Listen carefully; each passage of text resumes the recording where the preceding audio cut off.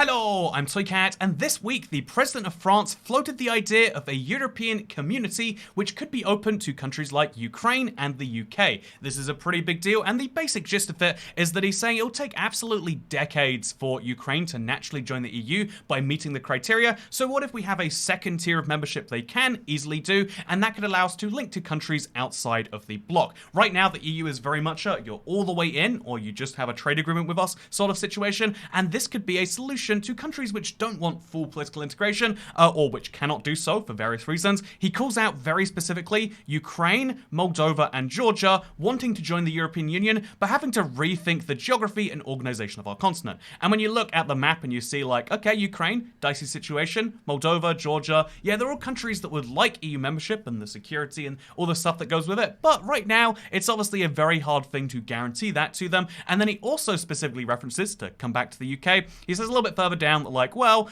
joining it would not prejudge future membership in the European Union necessarily, just as it would not be closed to those who have left. Of course, the only countries that have left the EU are the United Kingdom, and if you call Greenland a country, you can say that they left too, but again, it's really saying, the UK, how about we have the second level for you? What if we have like a lot of the benefits of EU membership without all those downsides and all the downsides for us that maybe you don't like? However, again, this is something that I feel like everyone is on board with, right? Like, yeah, what if the EU has a second tier of membership? If you're pro-EU, you're like, yeah, we could have a closer relationship, we don't have to have a bad divorce. And if you're anti-EU, you're like, yeah, what if we could have the good bits of the EU without all those bad bits we don't like? However, if that second bit is you, I do just want to quickly point out that this second EU membership level he's kind of referring to is like, yeah, well, it's really weird when you look at his actual proper proposition here, because he says like, yeah, I think that we should have a democratic European nations which could adhere to our set of values to find a new space for political cooperation, security, energy, transport, investment, infrastructure, and the movement of people. Again, movement of people and economic, and then also security, and also political cooperation. I think he's just saying, what if we build the EU again, but from scratch a second time? And so that's, again, if you actually read, it sounds as though he said basically nothing about the ideas.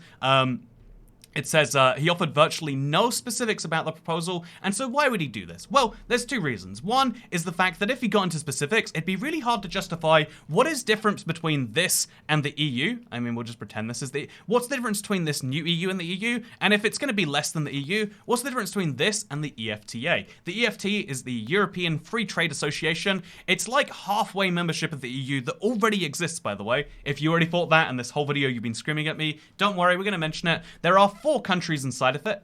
By the way, I love this logo. Look at that. It's got the Iceland, the Liechtenstein, the Norway, and the Swiss flags. It's kind of cute, but there's 4 countries in there, and they basically all have this same idea of we would like some sovereignty that the EU is not willing to offer us, and so we'll take the free trade, we'll give up the free movement of people, etc. But in exchange, we have this great trade deal, and everything's kind of easy. And some point and later down the line, it'll be very easy for us to join. They all have their own currencies, but at some point they could switch that over. And yeah, it's worth mentioning this is a very small organization. The UK considered joining, but basically all of them are like, well, consider the size of our populations, 336,000, 37,000, 5 million, 8 million. They're very small countries, basically, by the European scale. And so it's actually a very weird edge case organization that I'm sure even Europe themselves aren't hugely on board with adding. So yeah, we've got this weird kind of organization right here. But the bigger thing to mention then, if we're saying like, okay, so we already have an EU, which is all the way integration, eventually going down the line if we're going to make a big political union that's going to be a country,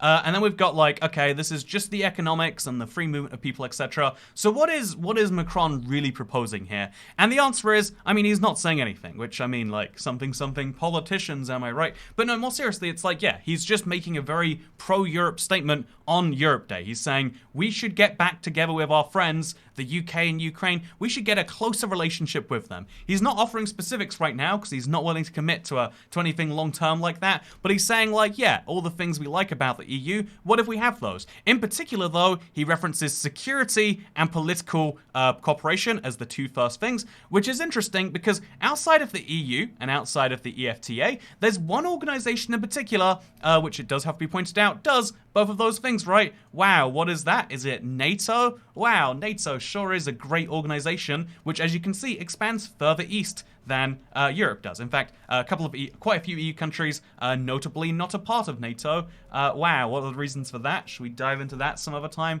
We've already done it, but yeah, no, NATO is basically a more security-focused EU with no focus on trade and all that fun stuff. It's just, what if we keep each other safe, because any one country invaded makes every other country safer. And so, surely France could just say, let's make this a big day for NATO. The problem being, of course, that even though NATO has just 2 countries, which are on the west of the Atlantic, it's the North Atlantic Treaty Organization, obviously they have an overwhelming say in what happens all the way over here with the other 28 members, I want to say, are in Europe. Why do these 2 countries, if we're being honest, why does this one country rule what's happening over here? A lot of countries in Europe are down with that arrangement, but France in particular has a very strong history of not liking it. In fact, France even left the NATO command structure in 1966. This is from NATO's own website, by the way. They're like, yeah, it's actually just, they didn't leave NATO in 1966, but he did demand that all military headquarters and installations depart French territory by 1967. Yeah, basically, by leaving NATO's integrated military command structure, he stayed a part of the defensive alliance, sort of, but really just said, please get out of our territory. We're not fans of NATO. The whole reason that NATO has to be NATO and also OTAN, do you see this up here? I actually don't know if you see that up there. Yeah, you see this up here? You see that OTAN logo? You see how ugly that is? It's because of France and insisting that they have the exact same thing. Anyway, my long story short here is France is not a big fan of NATO, as it so turns out, right?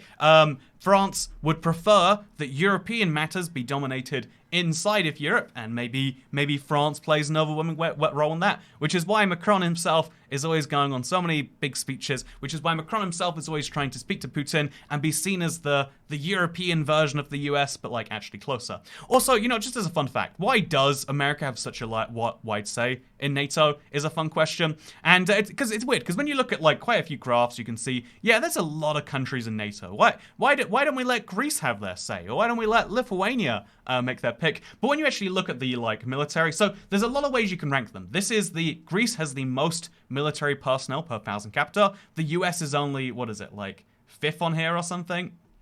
Where is the US? But you can see that, obviously, okay, so yeah, oh wow, the US is in the top 10, but they're not contributing their military personnel. However, when we go by, there's this hilarious graph right here, which I just absolutely love. This is the United States military spending compared to every other NATO country. In fact, there's this even more fun line graph I like right here. So the blue line is European NATO members, every NATO member in Europe, 28 members of the alliance.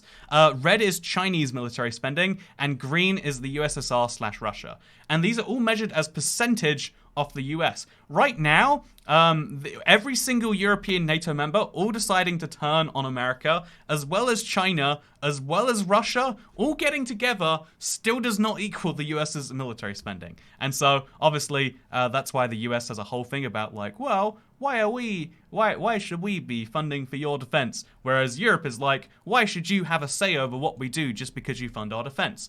Our defense is in your interest too, or you wouldn't be doing it. And so it's the fun back and forth. And the reason that this whole thing is happening now, besides it being Europe Day, which by the way, isn't it crazy? I didn't realize that Minecraft Xbox 360 was such a big deal in Europe, but apparently we named a whole day after it, same day release date right there. But obviously, it was Europe Day a few days ago, and so he's just making a big speech to be like, yeah, go Europe, love Europe, America, not Europe. Europe is Europe, and he's basically gone on that. But the other reason that he's saying this is because, of course, right now, the world is going through a big issue. Have you heard about what's happening in Ukraine? If not, wow, I hear there's something happening there. And obviously this is, for the first time, it's a big war on the European continent where people are being fought in that, it's something that was thought to be unthinkable. Well, it's Russia, so apparently not unthinkable. So Ukraine is being invaded by Russia right now. There's a special military operation going on over there, I hear.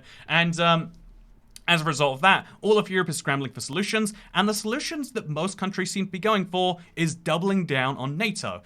Finland, in particular, has doubled down and said, we're actually going to join NATO. The president and the prime minister, I don't know why she's not in this article, but we gotta mention the Finnish Prime Minister sometime. But the President and the Prime Minister have both said that yes, we would like to join NATO. We are setting the stage for a membership application in a few days, which is something, as it turns out, Russia doesn't like. Russia has warned Sweden and Finland against joining NATO. It's like, hey, if you start to protect yourself, we're gonna give you something to protect yourself from, huh? Not realizing that that threat is maybe not the best of ideas. But yeah, long story short, right now, especially Finland and Sweden, but all of Europe is turning to NATO as the thing that would help them. As we all know, again, Russia is invading Ukraine, would probably not dare invading Latvia or Estonia, despite the fact that they believe this to be fully their territory. There is a huge number of Russian speakers in Narva. They could come and take it any second if they weren't worried that invading Estonia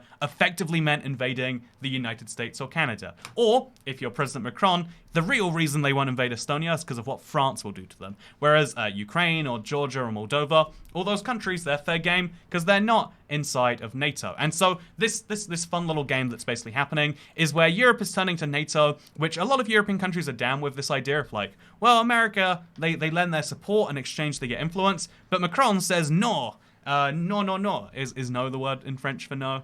I think it's non. Whatever. He says the opposite of we. He says we.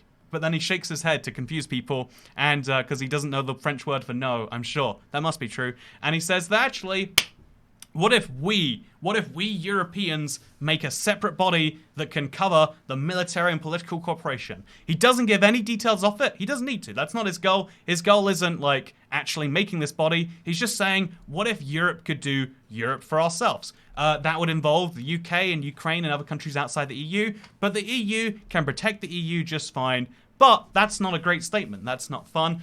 So instead he says, a European community. A message that somehow manages to seem really great for people who love the EU, but also the nationalists in his own country. It sounds like, wow, France is going to lead this new EU body. Go France. And why would he need to care about the nationalists? Wow, I hear the party he just fought against called the National Front. Wow, a political party that's anti... I think they might like France a lot. I think they might have very strong opinions about how much they like France. And maybe if you're, like pretty close in vote-wise to losing votes to them, I mean, compared to last election, he's lost 8% in vote share. He needs the people who are super pro-France and maybe not super pro-everything else to like him a lot. And so what do? You say France is going to lead Europe forward.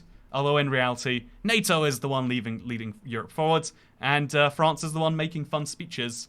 And you know what? You gotta admit, more attractive president of France than attractive president of Finland, right? So they got that going for them. Anyway, hope you all enjoyed this video. Second channel. Oh, if you like this style of geopolitics analysis, then don't support it. It's terrible. But if you want to give me money for lobster rolls, patreon.com/toycat. Link down below. There's a lot going on in Europe right now, huh? And I thought it might be interesting for you to hear about the weird politics behind the announcements.